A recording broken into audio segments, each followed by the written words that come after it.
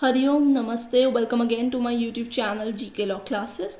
आई hope आप सभी ने हमारे जूरिस्प्रूडेंस की सारी वीडियोस को अभी तक चेकआउट कर लिया होगा और उन्हें लाइक शेयर भी कर दिया होगा।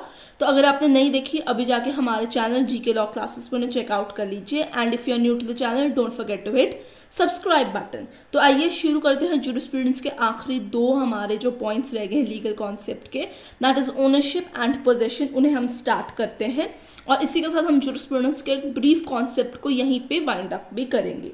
सबसे पहले हम बात कर लेते हैं ओनरशिप की। ओनरशिप यानी मालिकाना हक।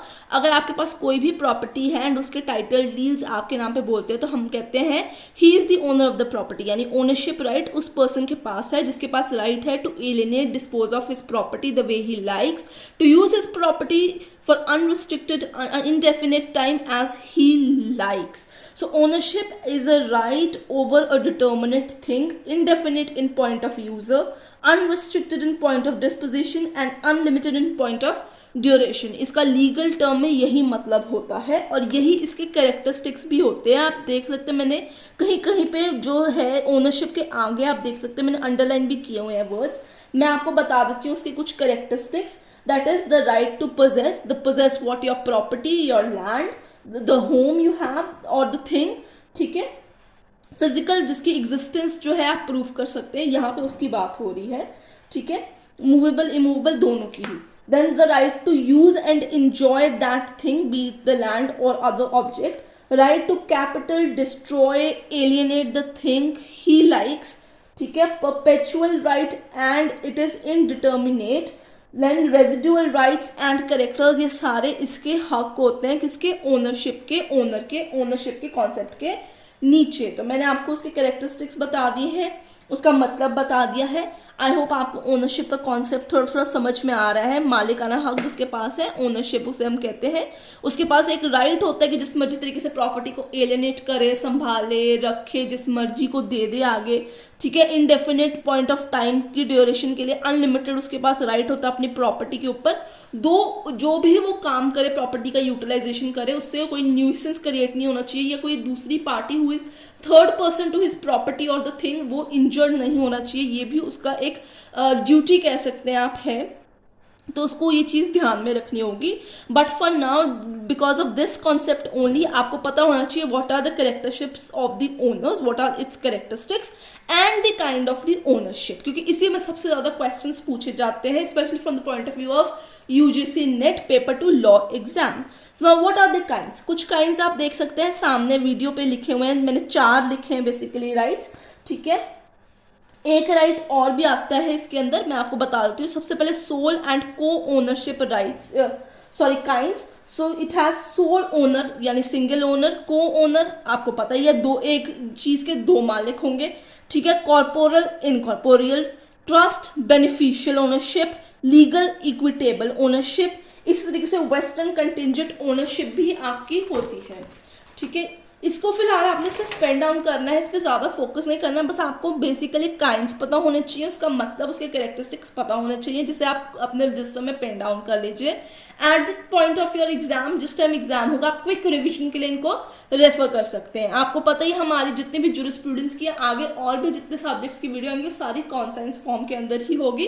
Will try to give you the gist of the concept only and also the important points which are very important from any exam point of view.